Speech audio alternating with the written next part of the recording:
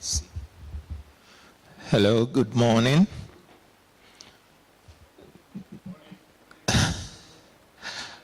I think we are still in bed, right? Please, let's all wake up. Hello, good morning. That's better. And you are welcome to Abidjan. And it's really great to see all of you. If I may ask Olympus to come down, and then Amanda? She's not here yet. Okay.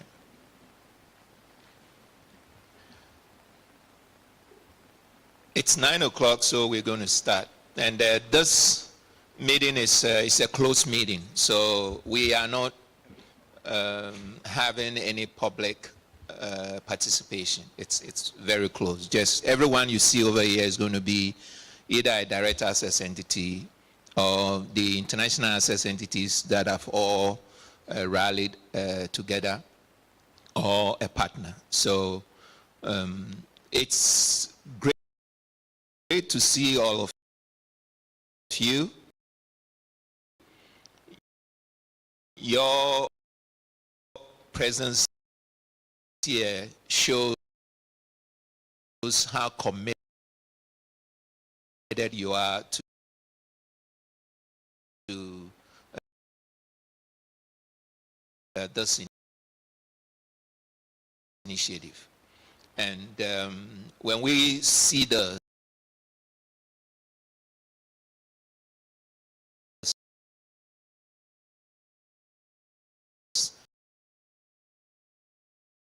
it's very, very, very encouraging. Very encouraging that we could all work together in Africa and rally around the direct access entities, especially using the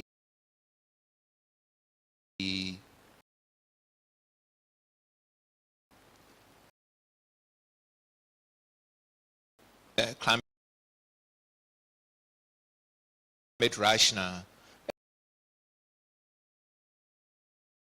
and then also supporting one another to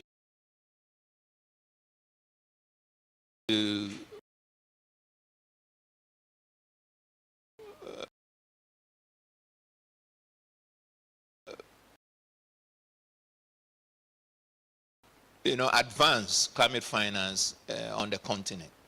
And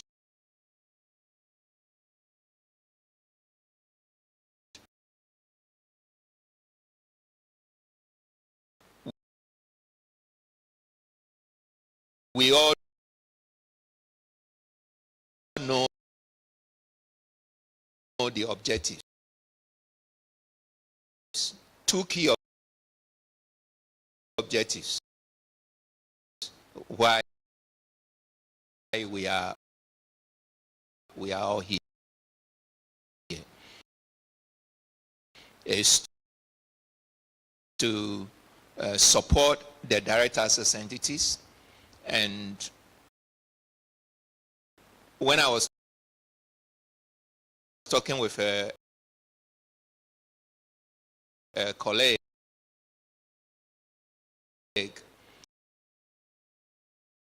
we all came to an understanding that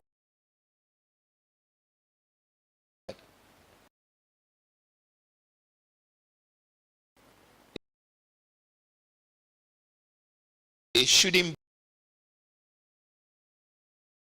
be, never,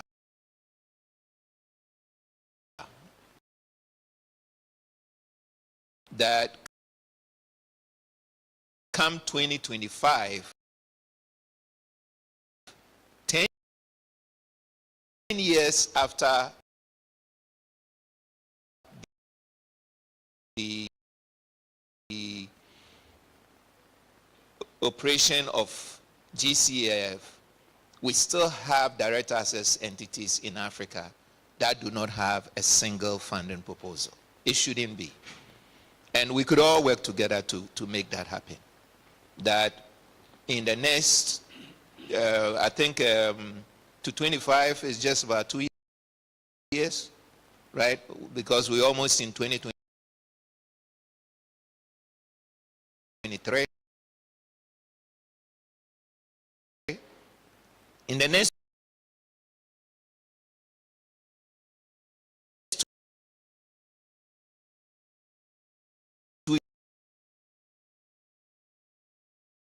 rally together, at least every direct access entity. That is why we are here. That is one of the objective. The second objective, as you all know, is that this could provide us the forum for us to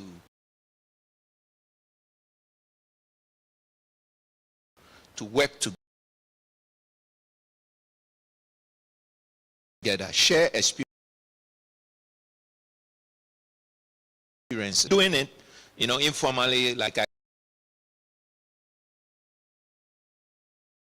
can call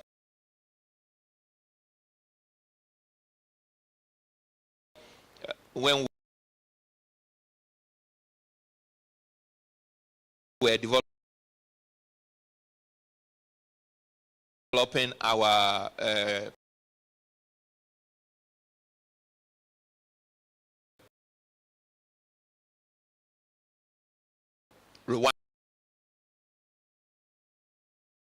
Rwanda investment facility. I can call Olympus and pick his brain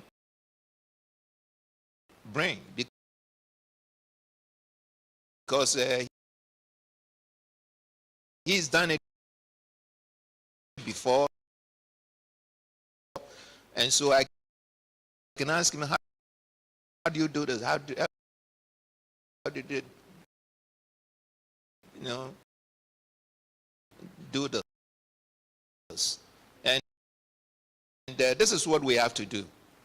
There is no reason why a direct access entity or another accredited entity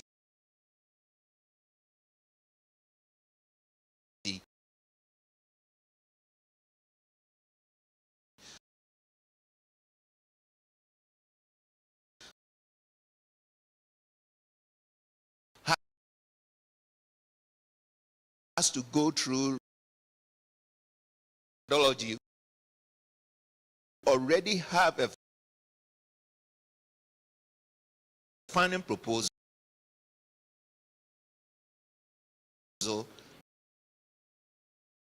that have been approved, similar focus, and you have methodologies that have been approved by ITAP laboring. You can just call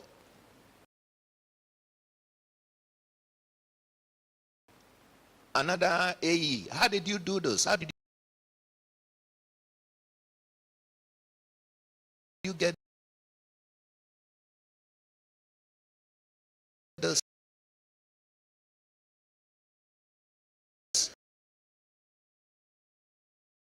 approved? So that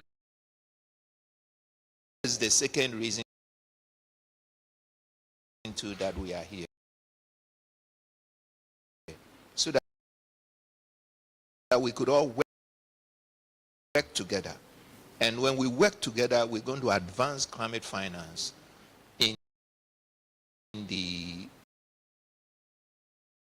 on the continent. So Thank you very much for your commitment to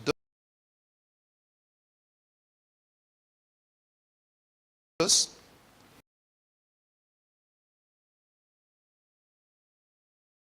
And we're going to go straight to the formal opening. And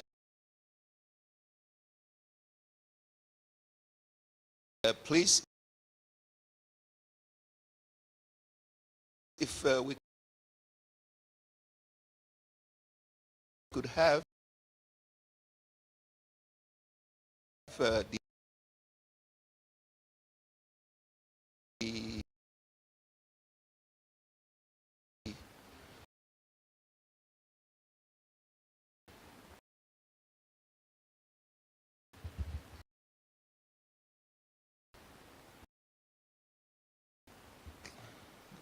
yeah.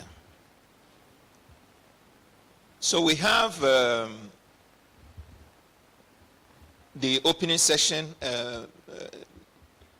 partners and supporters here. And I think we will provide them the opportunity to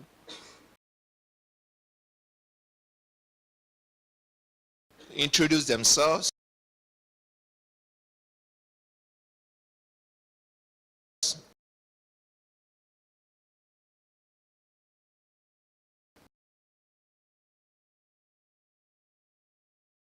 before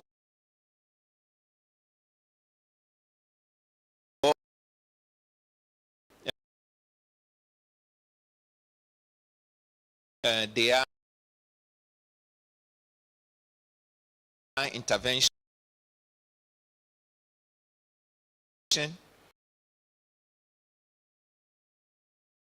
But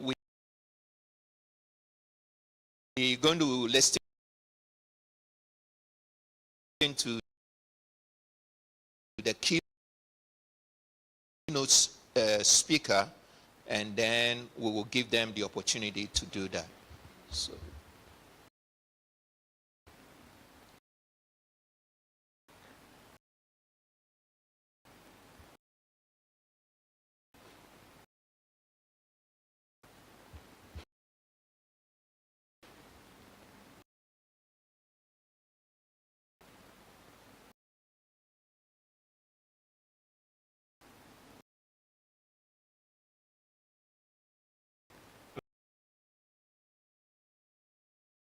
Hello.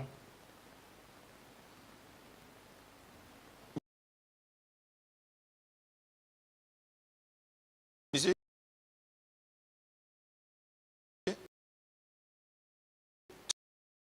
to pay a layer profile? Oui.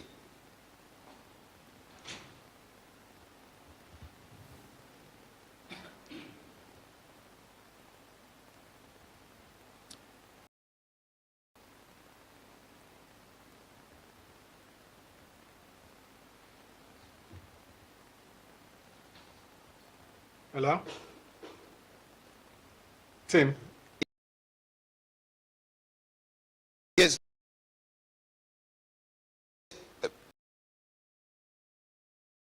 Prof, I'll introduce you. They are putting the profile.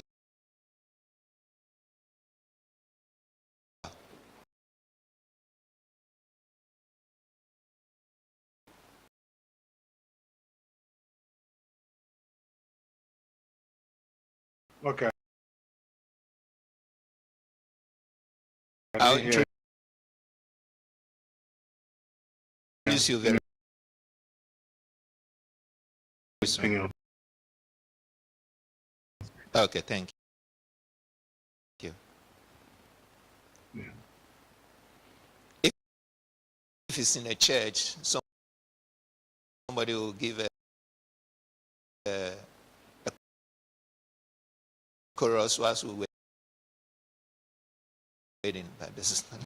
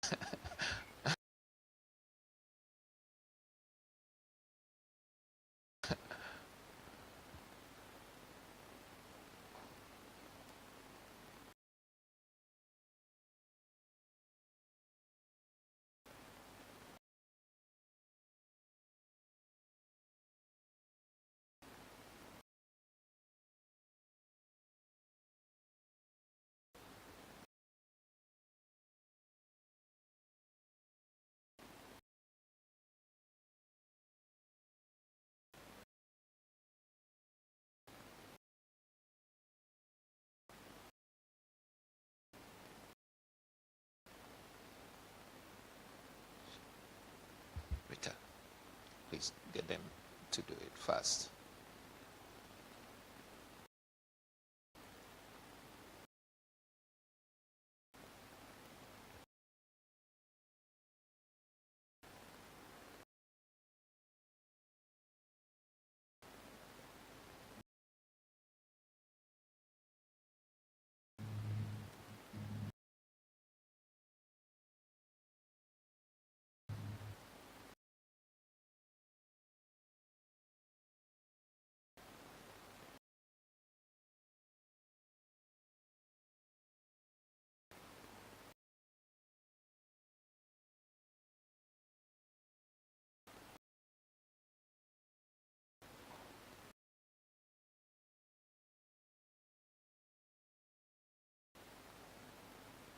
C'est bon?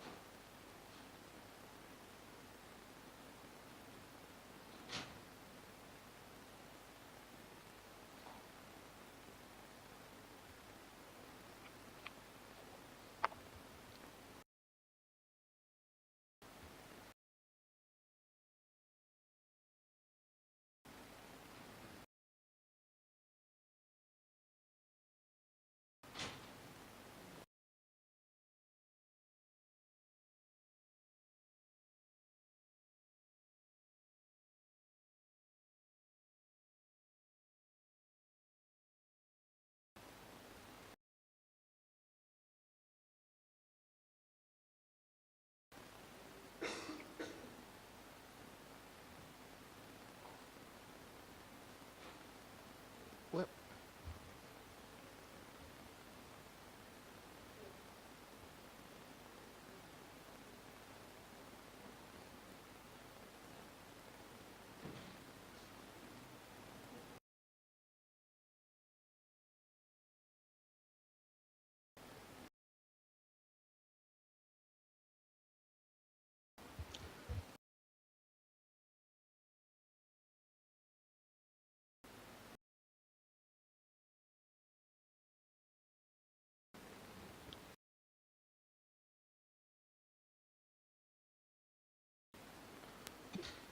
yeah, we're waiting for the technical,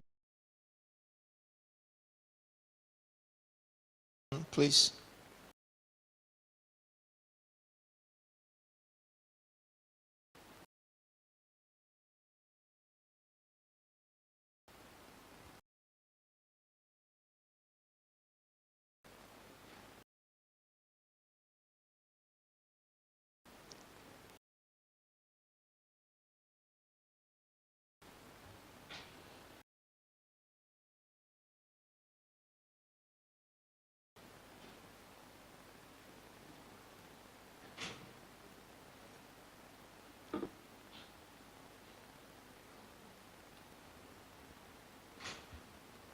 Okay.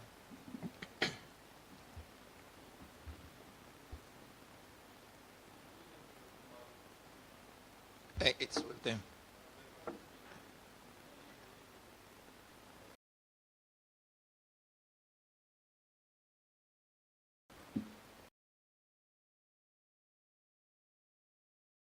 They have the yeah.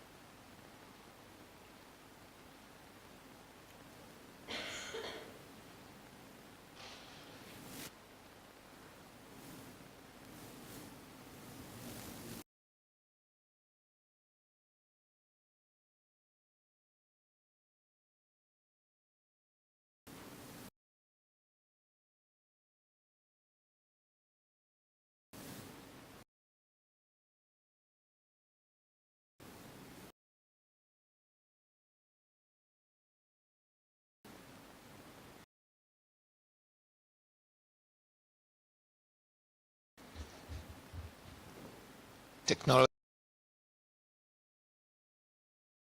sometimes is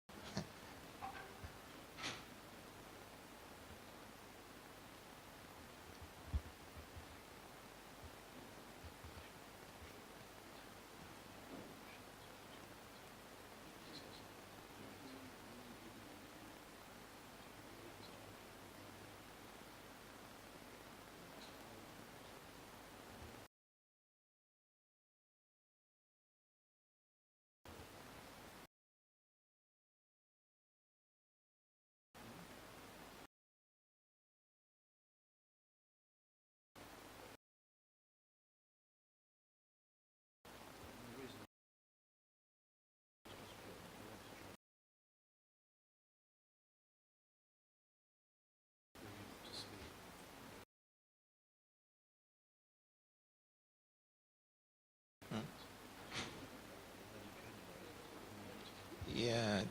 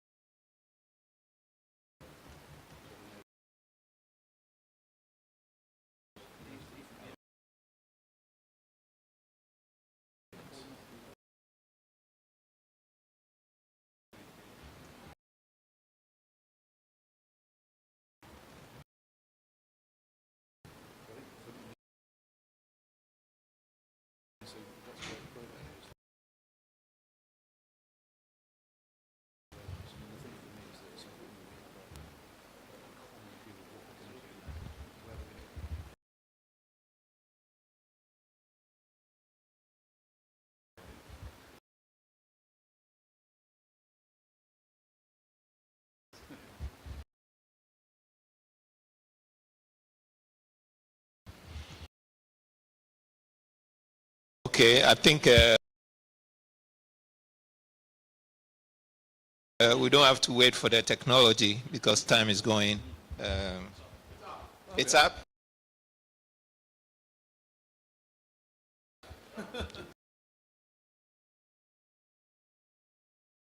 Oh.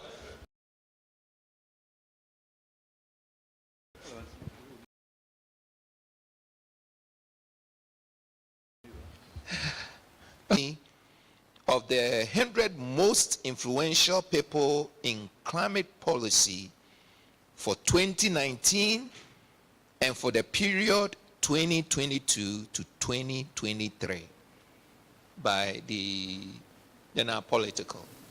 So you can see that there is no one as qualified to give this keynote speech. Moreover, he's a co-recipient of the 2007 Nobel Peace Prize, the IPCC group. So you see that there is no one as qualified to deliver this keynote speech. And many of us here, he's a mentor to a lot of us. So with great expectation and respect, we want to welcome Professor Antonio Okoyong to deliver the keynote speech. Okay. Thank you very much. I think there's an echo there somewhere. But I've always kept a very low profile because I know that a lot of people are very frustrated with the GCF. I won't be surprised that if after this, some will be looking for me with stones to throw at me. One of those who designed the GCF, but it's a very great institution. So ladies and gentlemen, I want to thank you for participating at this key and timely training.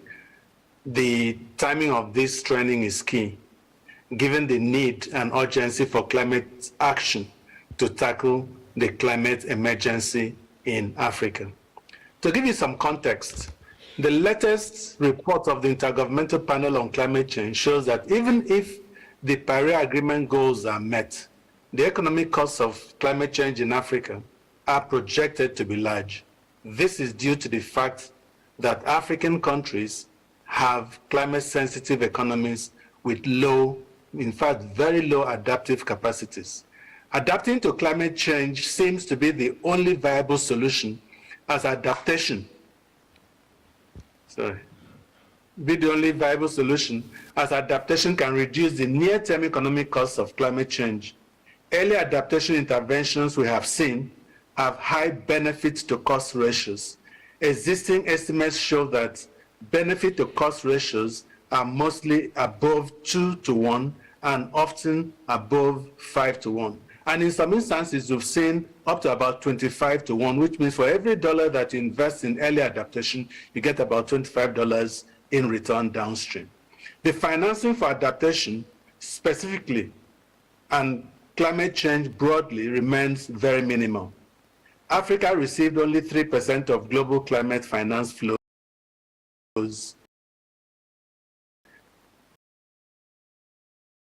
over the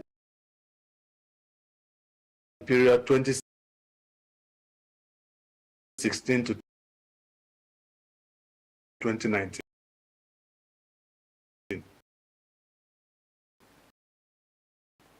Tim, who's talked, understands my passion towards seeing this change. I call it that we need to break the curse of the 3%. And what is this 3%? Africa contributes 3% of total global emissions. Africa assesses 3% of total climate finance. The private sector, we are told, will contribute at least 75% of the finances needed for climate change globally. In Africa, is 3%. So there's something about this 3% that Africa loves so much. And through this training, we're starting to want to break that jinx. We should not be playing in that space. If it was a tournament like the World Cup going on, maybe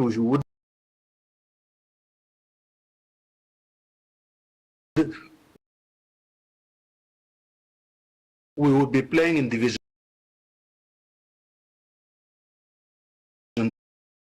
And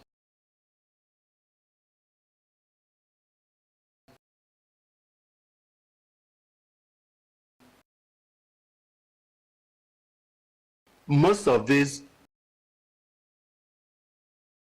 not see themselves having a we will work with this youth, turn them from being a liability to an asset. We will ensure that every project we intervene in must create jobs. We don't want our jobs. They're entrepreneurial. How do we strengthen the entrepreneurship? How do we encourage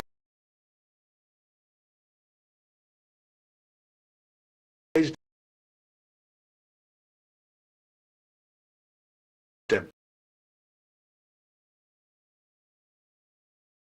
How do we give them opportunities?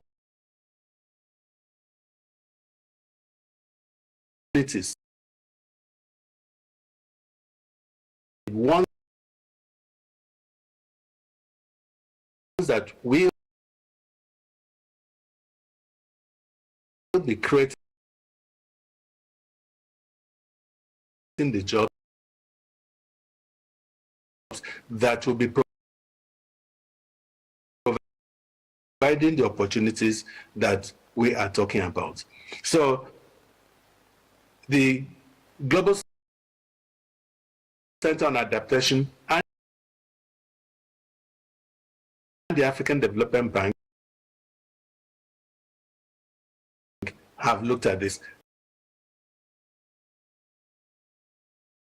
And the fourth one is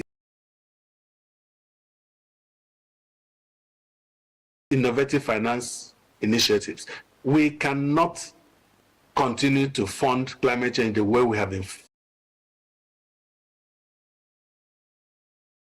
Why we have established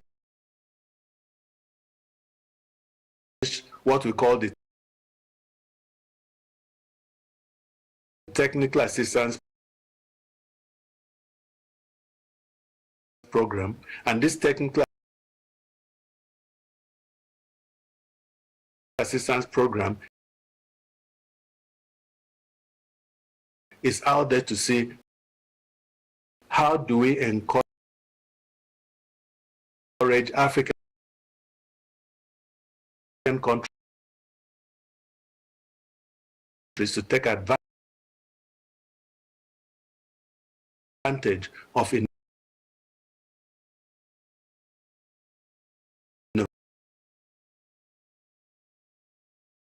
innovative finance financing initiatives.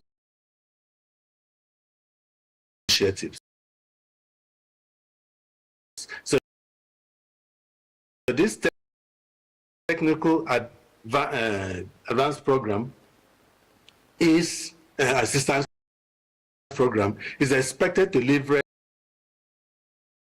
about $1.6 billion by 2025 through 15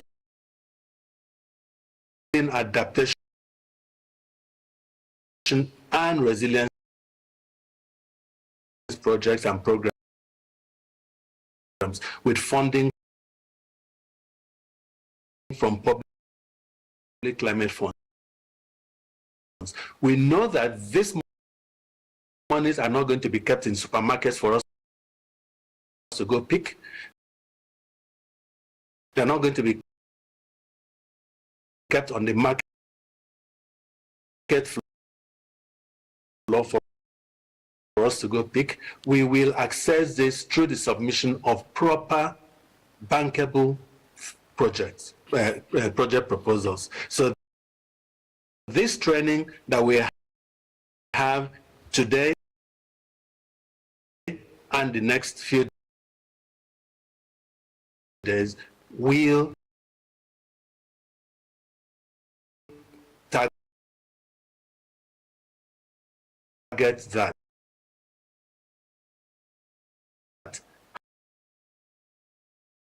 How do we encourage, how do we strengthen our capacity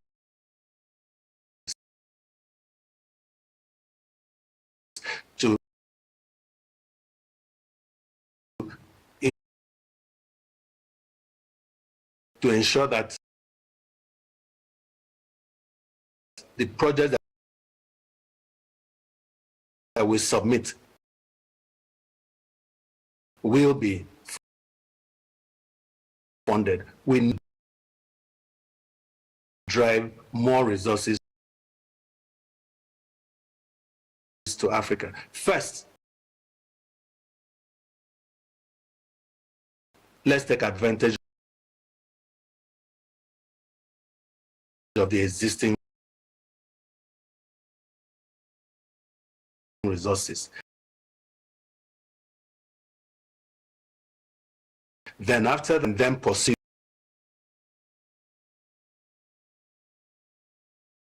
other innovative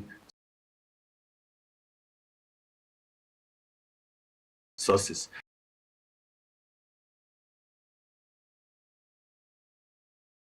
I'm confident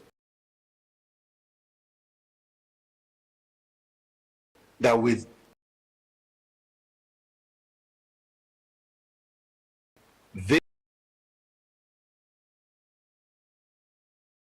this technical assistance program, we will see a significant reduction to the barriers to large-scale access to multilateral climate funds, and an increase in the flow of adaptation finance in Africa.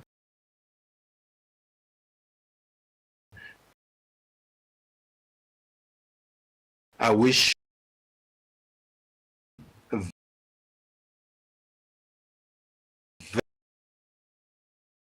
very successful training session.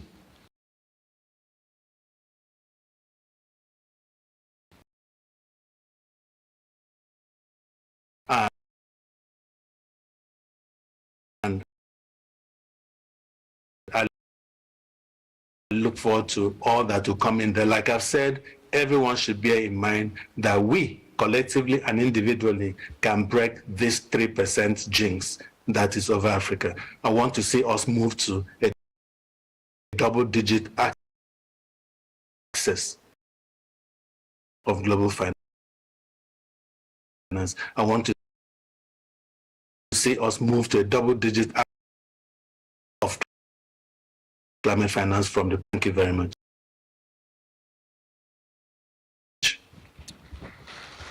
Thank you, thank you, thank you, thank you.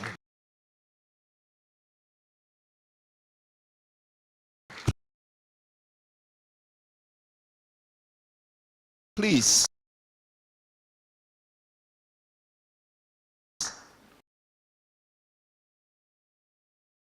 May I please request that you stand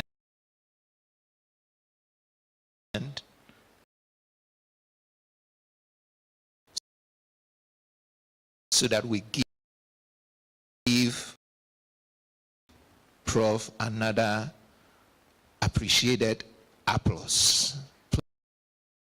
Please join us. You could see the passion. You could see the passion for which he spoke. And one of the reasons why we are here, right, what we are organizing, programming, you may have already seen him, and we have Emil Delju from the WMO, and very, very passionate, and we will hear the work that they are doing with GCF to get us move ahead on this. And I have my great friend Olympus Mantata. He leads the Green Climate Fund engagement at the DBSA. And then we have Madame Amanda Achibon from the GCA. And we are very glad to have partnership and such collaboration that has been forged to advance climate finance on this region. So if I may call Emil, who is on the, for your intervention. Emil. Thank you very much, Tim. Good morning, colleagues, ladies and gentlemen, and also good day to all of those who have joined online.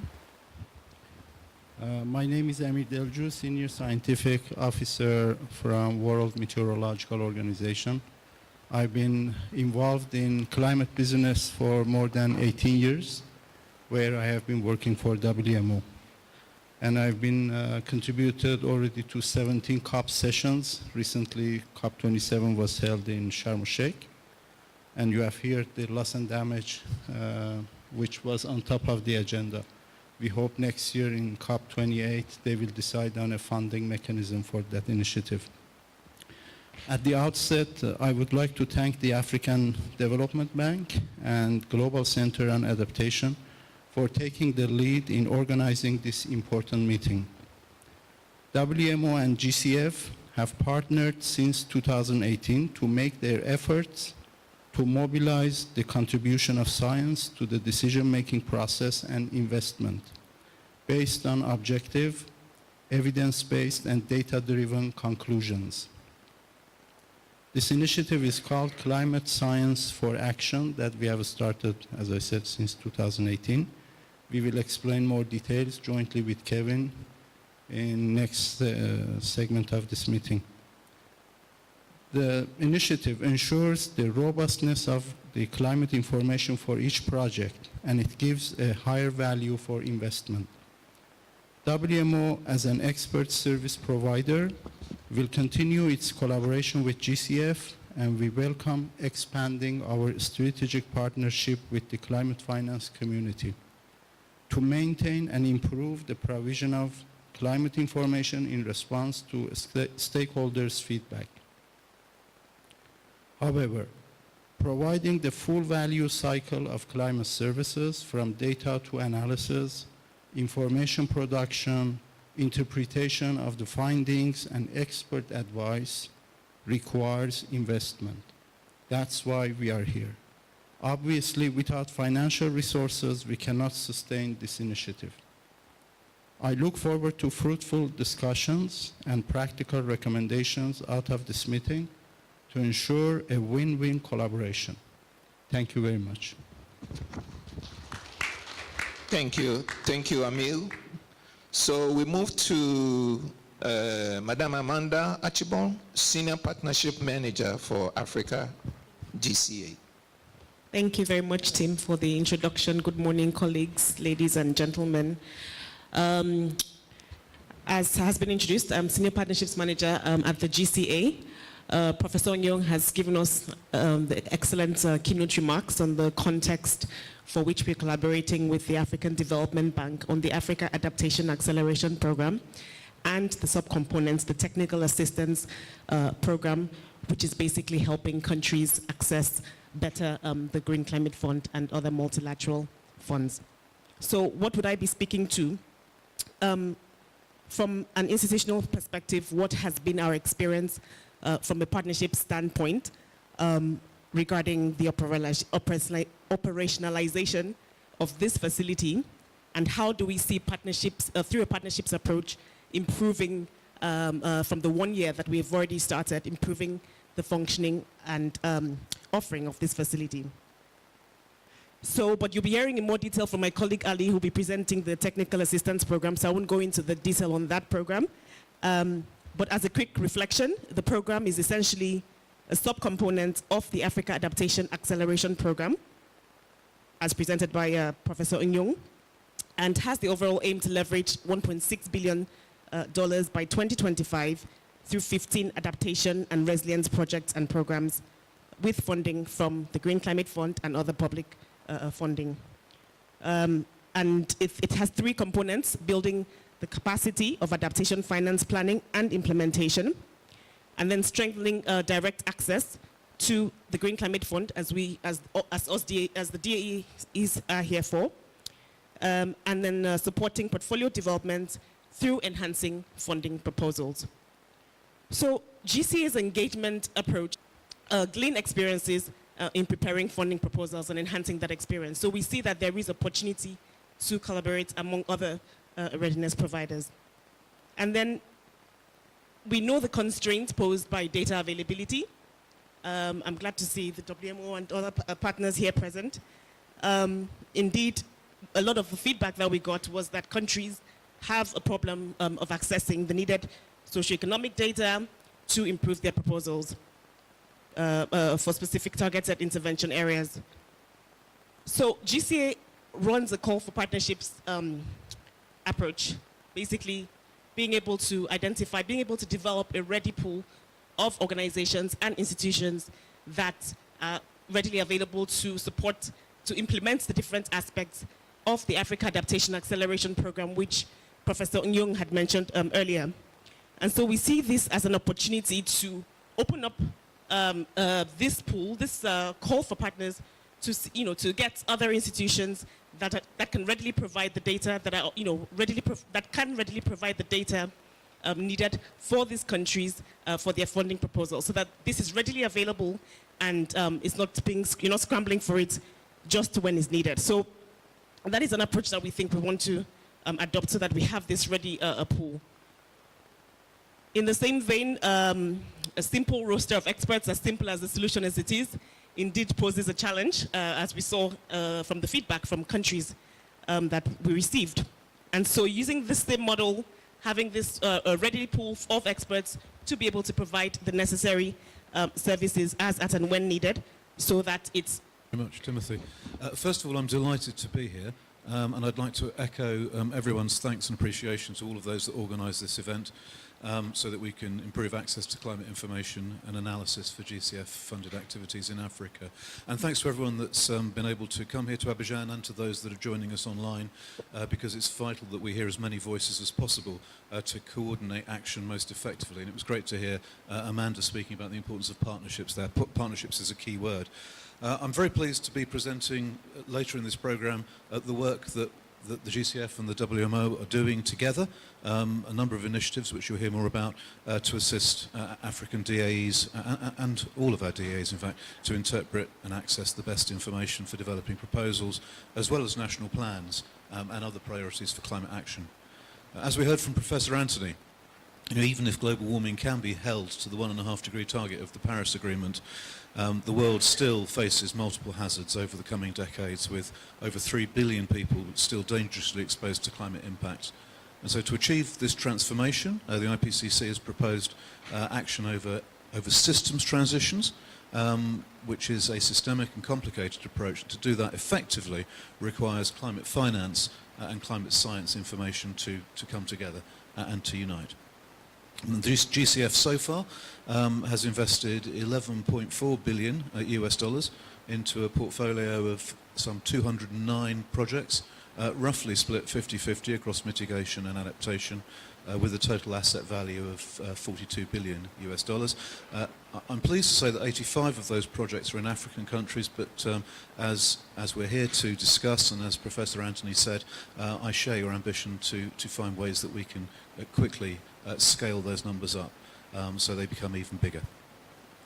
The GCF vision for promoting these transformational changes involve transformative planning, changing enabling conditions, and catalysing innovation, bringing in other imaginative, innovative financial instruments. So we're on that same journey to find those innovative solutions, providing the de-risking necessary for high-impact projects, and then finally ensuring sort of long-term sustainability, aligning finance with sustainable development.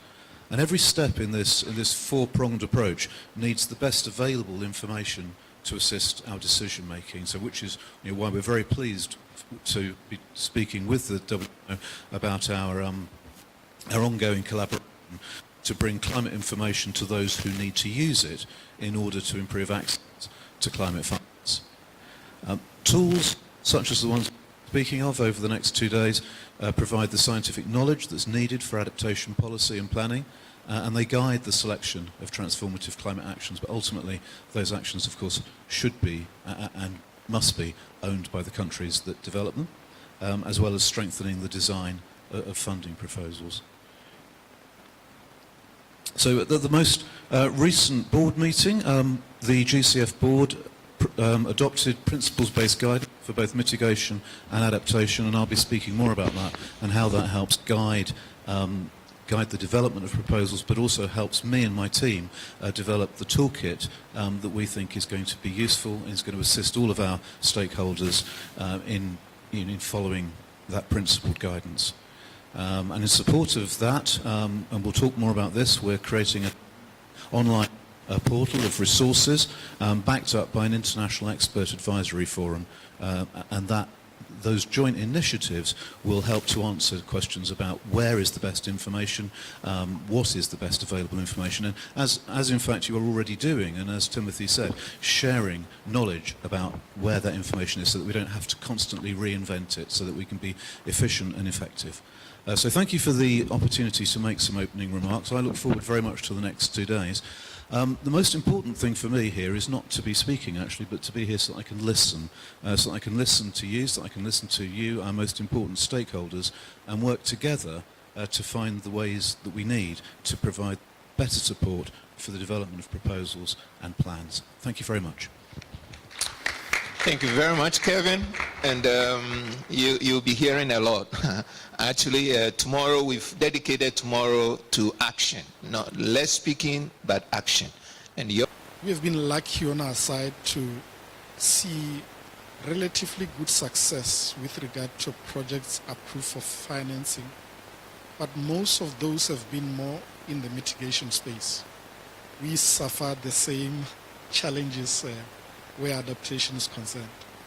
I'm sure Kevin would remember that quite recently we were seeking his assistance with one of adaptation initiatives that we're working on, and appreciate the assistance that we got.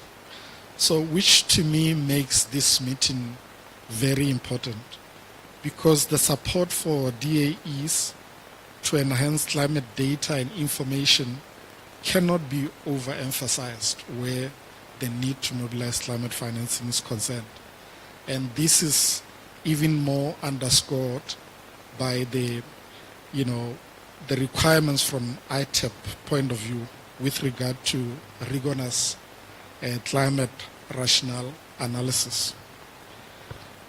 But what I'm happy about today is that this meeting is not about us sitting and complaining, but it's about us finding a solution. So I think that is key. So I believe this meeting is going to be quite practical around finding solution, and I'm excited about that. My interaction with a number of DAEs is that there's a lot of enthusiasm about what we are doing here today and what it can produce. And I'm convinced that that enthusiasm is not going to be disappointed. The reason why I'm saying that is because I believe we have got the right people around the table. We've got the WMO, the GCA, of course the GCF, and our regional climate centers, who I believe are very key partners in the work that we seek to do here.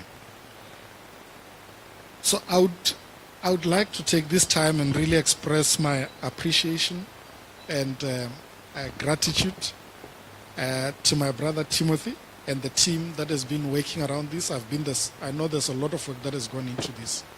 That is really appreciated.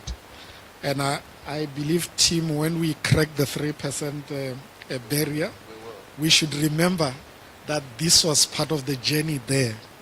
So I'm excited about that. So I'm looking forward to this coming 2 days, that this is going to be a practical meeting, a fruitful meeting, and is going to produce results that we will all be proud of in the very near future. Thank you very much. Thank you very much. Thank you, Olympus. And so we know that there are several DAEs, actually with DAE, that you could partner with. So please, let's try and, take recognizance of people's names and where they are as they introduce themselves. Thank you. So we're going to start. Can we please go to the DAEs before we come to you? Okay. So the DAEs, and then we have regional climate centers. May I see the regional climate centers representatives? Okay, doctor. Regional climate centers representatives? Okay. Regional climate centers? Okay, that's okay. So please, if we could introduce the DAEs, and then we give you the opportunity, the regional climate centers, to also introduce yourself first, and then the partners. So only DAEs now. Let's start with, okay. Good morning, everyone. My name is Mike Jennings. I'm from the South African National Biodiversity Institute in South Africa. And we've been a direct access entity, I think, since 2016 or so. We're still in the process of submitting our first funding proposal, which I'll present to you later tomorrow. So thanks for the opportunity to be here, and I'm looking forward to the 2 days. Good morning, and thank you. My name is Mlun Tsegani. I'm also from the South African National Biodiversity Institute, and I'm here with my colleague, and we are all working basically on various projects, and he will speak more on our focus area. Thanks. Good morning, everybody. My name is Alioune Seydi. I'm the MNE at La Banque Agricole. La Banque Agricole is the second access entity after the CSE. We have one concept note already accepted by the GCF, and we'll present it tomorrow. Hello everyone, my name is Daniel Opuni Frimpong. I'm with EcoBank Ghana. I believe we are the only accredited entity in Ghana, and we are in the process of submitting our first proposal, and I believe we'll provide more information on that when given the opportunity. Thank you. Thank you very much. Just for your notice, we have translation. So the translating equipment is on your table. Yeah. Good morning. My name is Aziz Belhamra from Sahara and Sahel Observatory. We are regional direct access entity. During the last board of GCF, we had our first project for national project with GCF for Guinea-Bissau. Thank you. Good morning, everyone.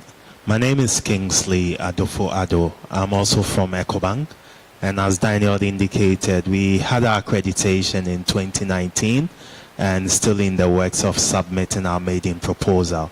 However, we've also formed some partnership with some accredited entity, including AFDB, and are in the process of implementing one funded project from GCF. That's the affirmative finance action for women in agric with AFDB as a co-executing entity. Thank you. Good morning. My name is Musonda Mutale. I'm the Chief Investment Officer at Development Bank of Zambia. We only got accredited last year with the GCF, so we're in the process of working through the documentation and be able to access financing from the GCF. Thank you. Good morning, everyone. My name is Andrew Muyaba. I'm the head of corporate and investment banking for Zanaco, the biggest commercial bank in Zambia. We got accredited in the last board meeting, which was in October, and we are still processing the documentation. We hope to complete all the documentation quite soon and begin to access the funding. Thank you very much. Good morning. My name is Mnalola Mlonda. I'm also from Zanaco, Zambia. As Andrew has said, we only got accredited in the last board meeting. Thank you.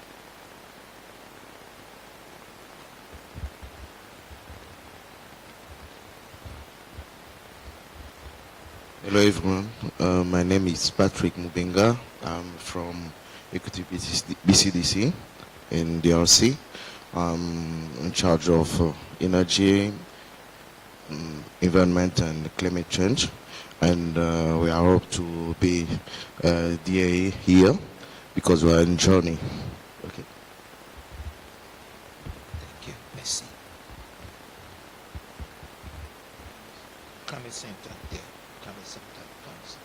Come at same time. Okay. No. Bonjour. Good morning. My name is Fidel Quadio, and I represent the Interprofessional Fund, FICA, which is an Ivorian fund in the agricultural sector. We've been invited to come and learn from the direct entities, direct access entities. So it's an opportunity for us to thank the AFDB for their support and to let them know that we are ready to work to get to this accreditation. Thank you.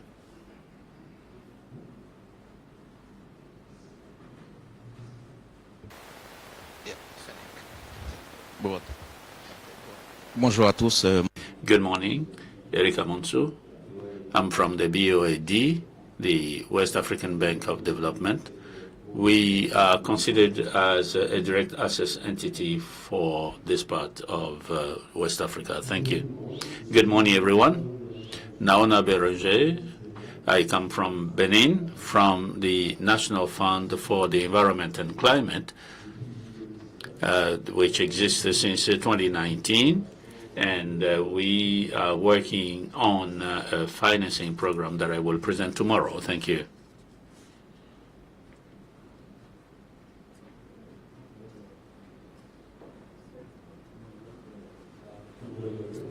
My name is Elijah Isabu. I'm from KCB Bank. So we were accredited the year 2019. So we have a couple of projects which are on concept note phase with GCF. hoping to take them the next level of full funding proposal. Thank you.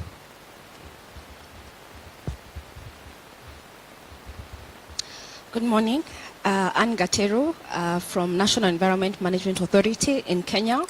We were accredited as a DAE in 2016. We were able to secure our first GCF approval in 2021. We haven't been able to commence the project, but we'll be sharing our experience more in tomorrow's session. Thank you.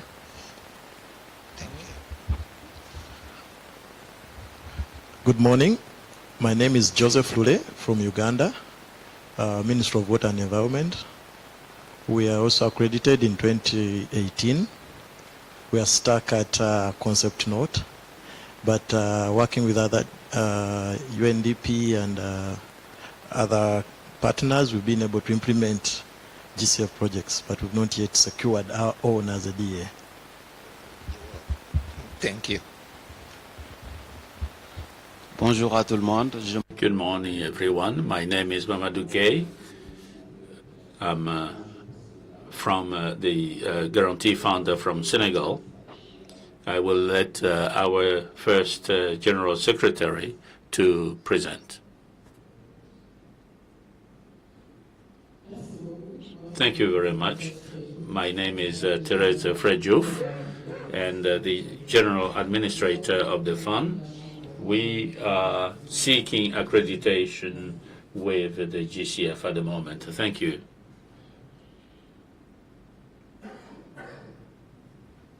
Good morning. My name is Carl Aribeb. I am from Namibia, Environmental Investment Fund of Namibia, the only direct access entity currently accredited to GCF, accredited 2016. Re-accredited last year.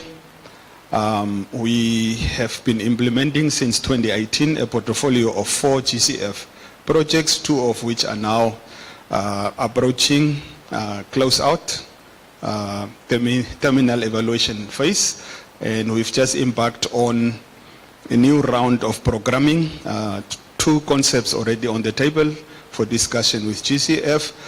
We've been invited here to learn and also to share in some of our programming experiences with GCF. I'll be making a short presentation tomorrow, sharing some of our humble experiences. Thank you. Good morning, everyone. My name is Charlotte Ludi from KCB Bank. We were accredited as a bank in 2019, currently looking at several concept notes, going into the funding proposal stage. Thank you. Thank you very much.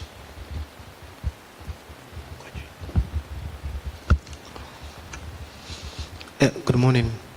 My name is Kojo Kwachijan, and I come from Ghana. I work with the Ghana Infrastructure Investment Fund. I believe when it comes to GCF accreditation, probably will be the babies in the room. But with the support of the Global Center on Adaptation, and we believe that soon we'll get our accreditation from the GCF. We are going through the process. Thank you. Bonjour à tout le monde. Good morning, everyone. Aissatou Bouboussal. I work in the Monitoring Center for the Ecology in Senegal. We are accredited. We've been accredited since 2010, and since 2015, accredited with the Green Climate Fund, and we were re-accredited in 2022.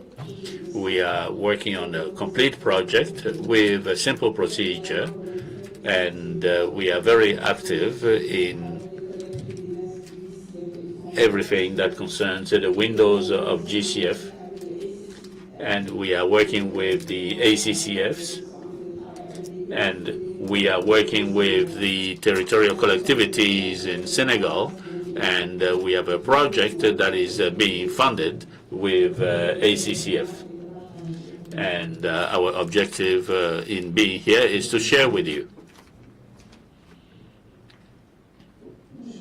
Good morning. I'm Razi from Morocco. I represent the Agency for Agricultural Development. which is part of the Ministry of Agriculture. We have been accredited since 2012 by both the Green Climate Fund and the Adaptation Fund. And we have a project which is being finalized, and we are planning to work on 3 other projects. Thank you. All the direct access entities in Africa here, with the exception of one. And it's great to have you all here, and we believe that that enthusiasm, we're going to see results. We also have a representative that have been sent from the African NDAs, who is here, and we're going to give the opportunity to Mr. Odengo, Peter Odengo, to also introduce and then share a lot of it. Thank you very much, Timothy. My name is Peter Odengo. I am from Kenya, and I've been working with the GCF in Kenya as NDA since 2013. And in 2015, we saw the problem of Africans not accessing the GCF when the GCF convened the first Africa NDAs in Alexandria, 2015. We agreed as NDAs then to come up with a network to see how we can support one another. This network is called Africa NDAs Network AFDAN. The purpose of the AFDAN is simply to work together as African and GCF NDAs and link with the direct access and indirect access.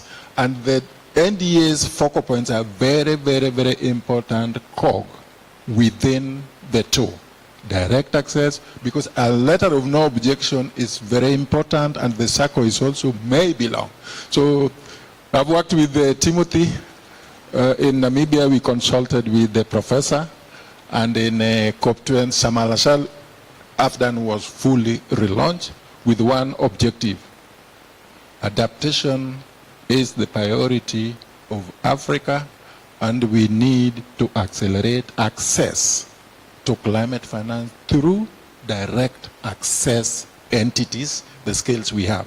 So I'm here to represent them, and I'm here to look for partnership on how, no objections, on how capacity can be enhanced, so that the 3% jink is broken by January 2023. Thank you very much. Thank you very much, Peter. Welcome. So now we're going to the RCC, the Regional Climate Centers. And I'll start with Dr. here. Good morning, everyone. My name is Paulino Mochumai. I work for IGAD Climate Prediction and Application Center, ICPAC, based in Nairobi, Kenya. We, as the Regional Climate Center, our mandate to serve 11 countries, 8 IGAD countries, Kenya, Sudan, South Sudan, Somalia, Ethiopia, plus Tanzania, Rwanda, and Burundi, 11 countries. I work in a section dealing with climate services, especially climatology. This is a section dealing with climate information from yesterday, then you are going back to many years. Also, we have a section dealing with climate prediction at the seasonal and sub-seasonal, and also long-term climate change in terms of projection. Thank you very much. Thank you very much.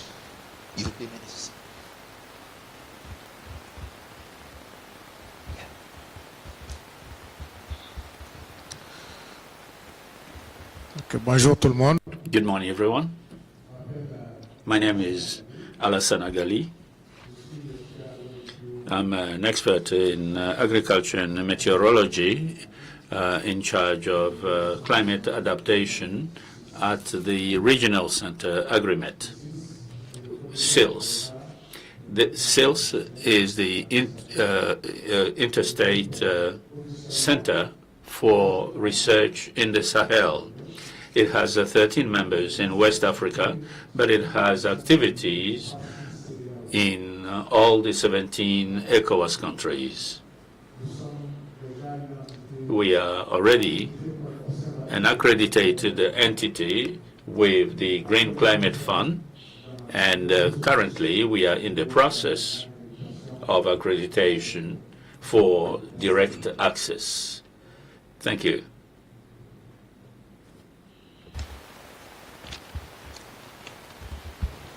Bonjour tout le monde. Good morning, everyone. My name is Bashir Al-Khalidou.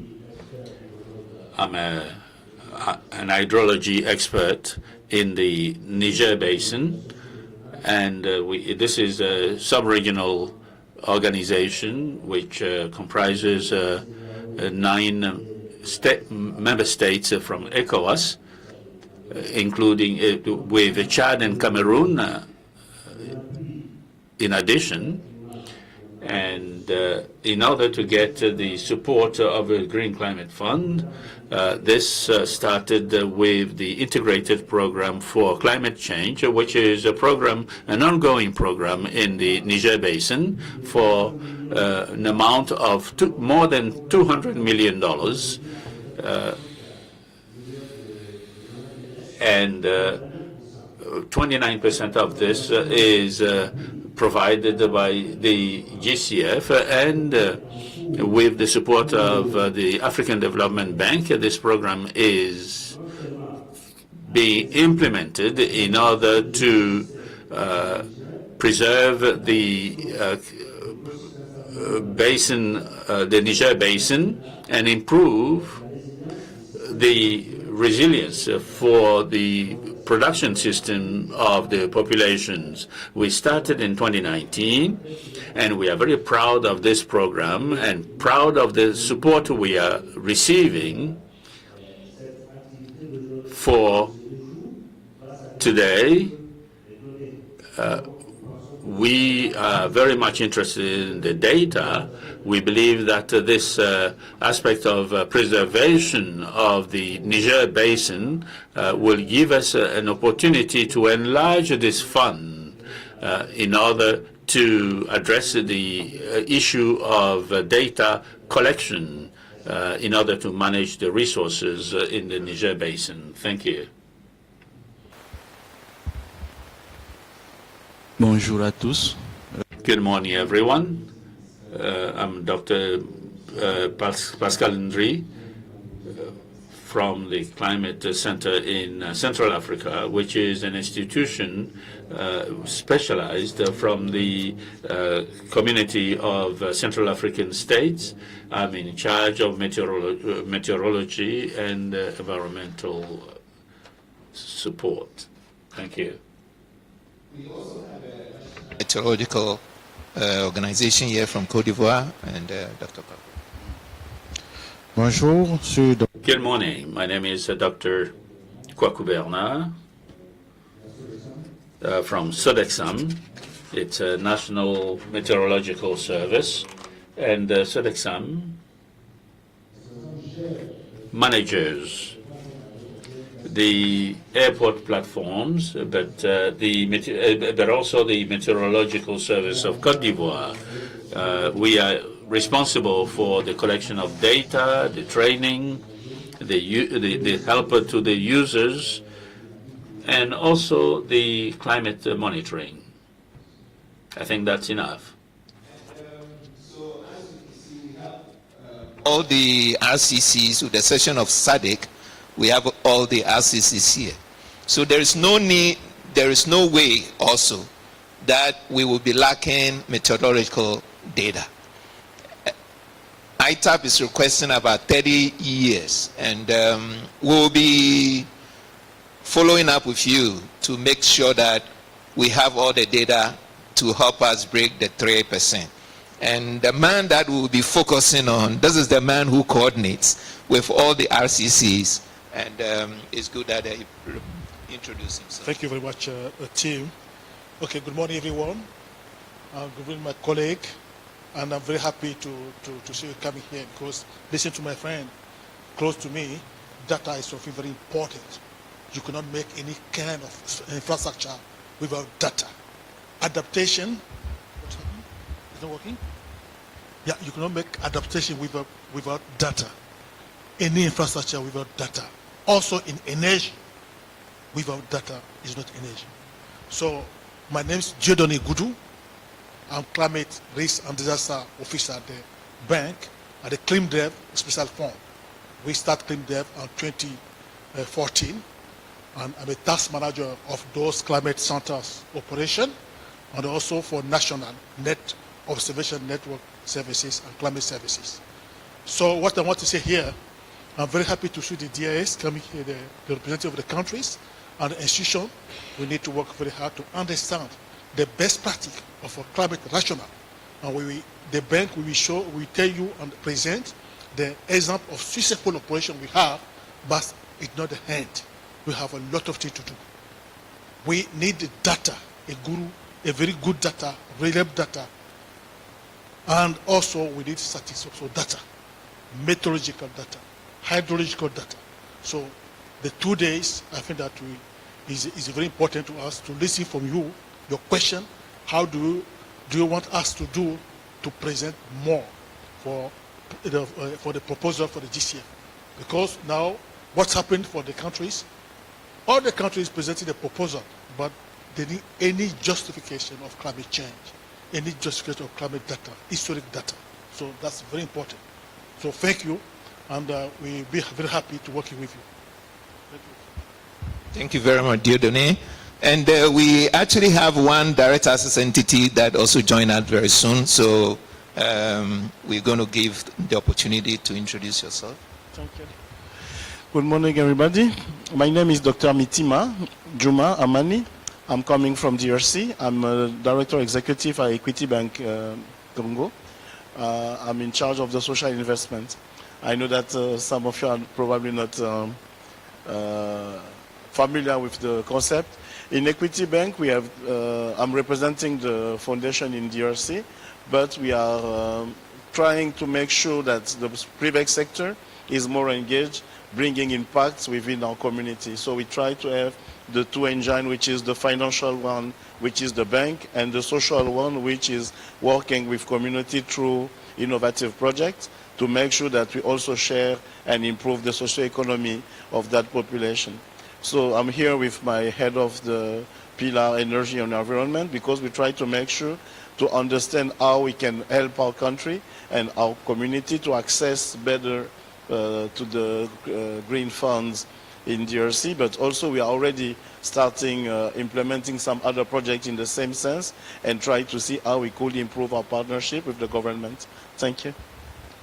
Thank you very much and welcome. So what we are seeing, there are a lot of people who work at the background, and I believe that most of you or all of you know Winnie, but there are other people who work together, and we're going to give the opportunity for the AFDB and GCA colleagues to also introduce themselves, and then we will go to the final part of it. So Winnie, we can never start without you first. Okay. Oh my God. Hello, it's nice meeting you. I think I have interacted with many of you. Now I can put the faces to the names. So pleasure meeting you all. Thank you. Well, everyone, welcome. Abidjan again. I'm Ali Haider. I'm Senior Program Officer working with the Global Center on Adaptation.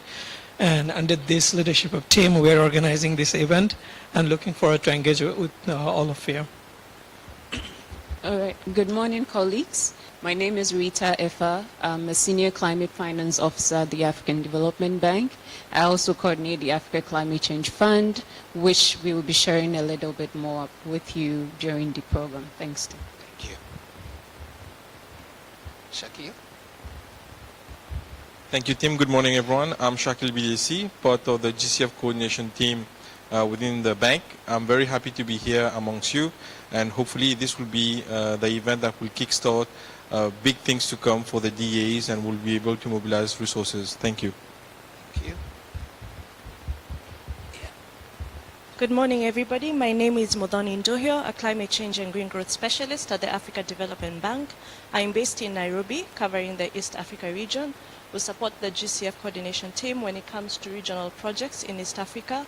And we also help in enhancing access to climate finance for our regional member countries and also on NDC implementation. Thank you.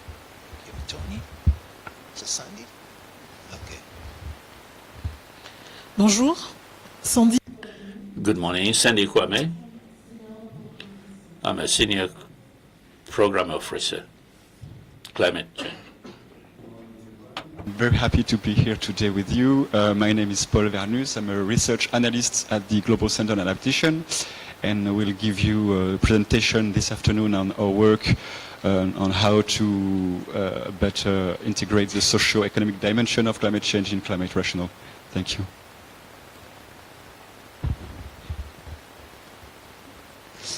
Good morning, everyone. My name is Fleur Wouterser. I'm the Director of Research at the Global Center on Adaptation. Very happy to be here.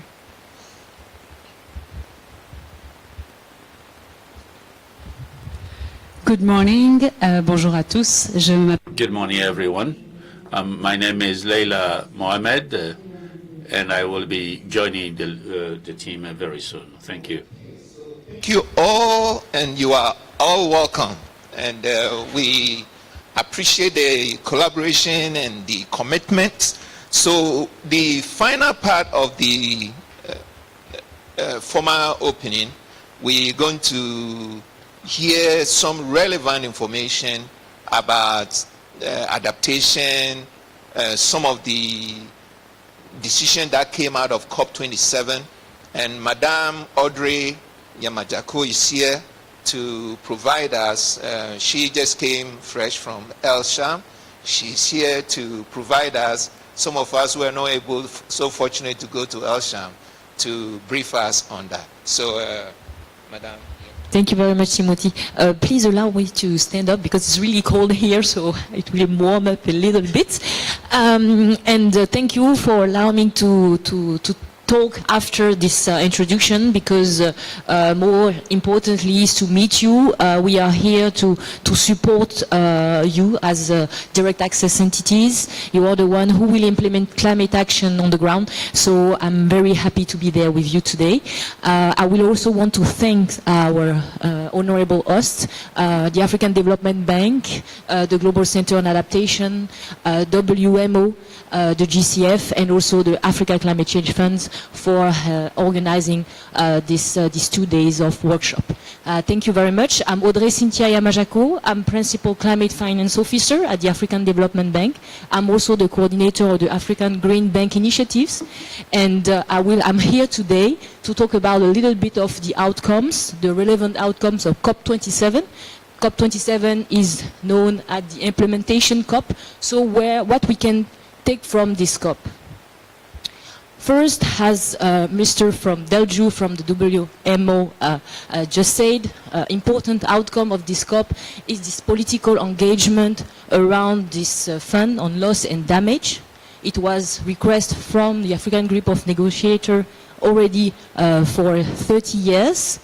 And it's really important because the less polluter are mostly the ones who are suffering the most of the adverse effect of climate change. And this is bringing more justice to this climate action. And the modality of the implementation of these funds needs to be developed through this coming month.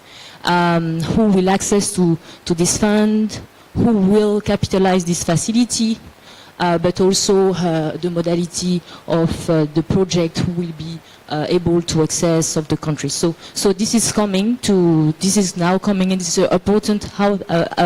This was also very important to highlight. This is a very big important step in this climate action. Concerning climate finance, a bigger huge was asked to increase the level of climate finance available. First, by also changing completely the financial sector. We need to transform the financial sector to bring more private investment.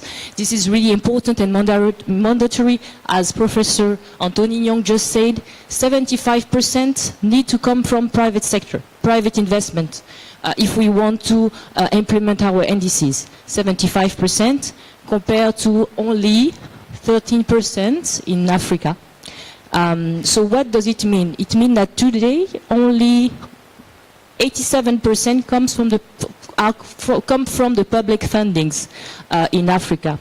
87% is a big amount when we know that currently we are already in a situation of country indebtedness. So it means that 10% of GDP in Africa, of our African country, need to be mobilized above the current level of public resources already available. So I just give you how big is this importance to bring private sector in this action, especially in Africa. Another urge was done towards the multi-development banks, but also DFIs, to change their business model, to mobilize more climate finance for globally, but also for the continent, to also scale up these resources by bringing more co-financing, and also the MDB were used to develop more instruments which will support de-risking the transaction and allow the private sector to step in this action. So those are mainly the outcome of COP27. What IFDB, the African Development Bank, is doing in this era, because we didn't wait for COP27 to start implementing. So IFDB, the African Development Bank, has doubled its ambition. So after having mobilized 12.5 billion USD in climate project, the IFDB is now doubling its ambition to 25 billion by 2025 as climate finance. Today is currently happening the new ADF 16 replenishment. So the African Development Bank is now negotiating in Morocco to create a climate action windows, which will be dedicated to support countries by providing concessional resources for climate finance. It's really important. We'll have the total envelope in the coming days, in the coming weeks. So this is currently happening in Morocco. The African Development Bank is also supporting the transformation of the financial sector through the African Financial Alliance on Climate Change, AFAC, which is bringing the financial sector practitioner, it's the commercial banks, the central banks, regulators, insurance company, but also stock market practitioner. So we bring all those people around the table, so they will lead, they will be informed in terms of what are the climate risks, environmental risks they should care of, in terms of when they develop their pipeline, but also when they evaluate their portfolio. This also supporting them to think about how they can green more their investment, but also how they can be in the coming years Paris aligned. We are also under this umbrella of AFAC, which is really bringing all the financial sector at the table. We have the Green Bank initiatives. I'm coordinating. These Green Bank initiatives aim to create an ecosystem of green envelope of fundings. It can be at BOAD, it can be at EcoBank, to develop and to structure an envelope of green funding dedicated to invest in sustainable projects. The idea is that we have more and more of this vehicle available, which at a local level, because those are the ones who knows what are the risks locally, how they can support the SMEs or project owner in bringing more well-structured and bankable projects and finance it. So we at the African Development Bank, we scale up our resources available for climate action. Second, we support the financial sector to transition to a more green business model. And we also develop instruments which will allow to finance adaptation. For example, we are the only MDBs who are providing a solution under the Article 6.8, a non-market mechanism, which is called the adaptation-based benefit mechanism, And this is an important result-based financing, which now make adaptation projects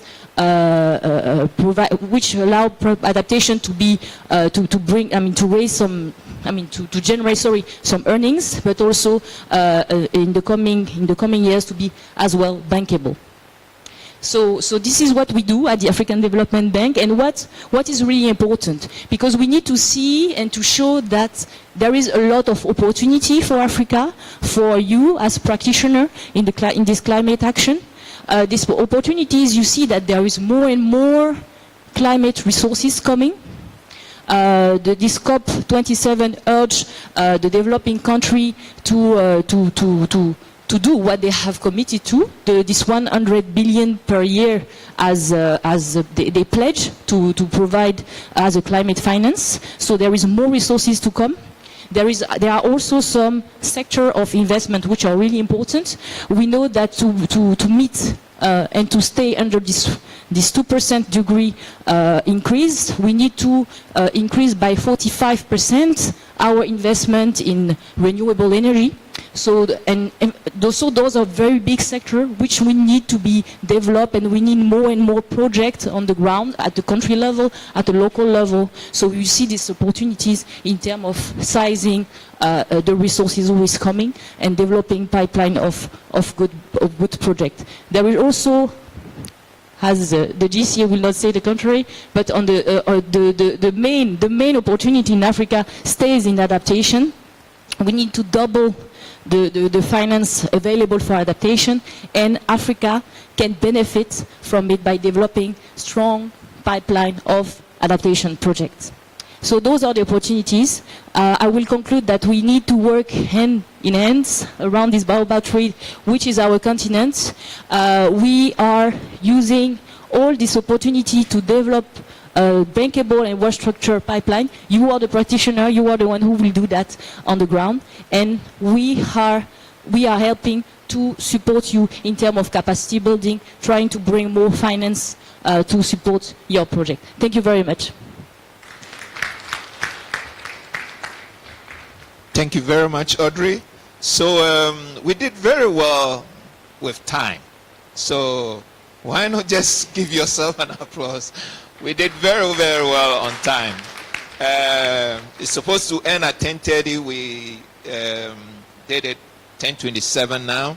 So we also have about 22 people linked via Zoom. And because this program is a closed event, it's either you are DAE or any of the partners. And we know that those who are joining in, most of them are direct access entities who could not travel, but all the representatives are here.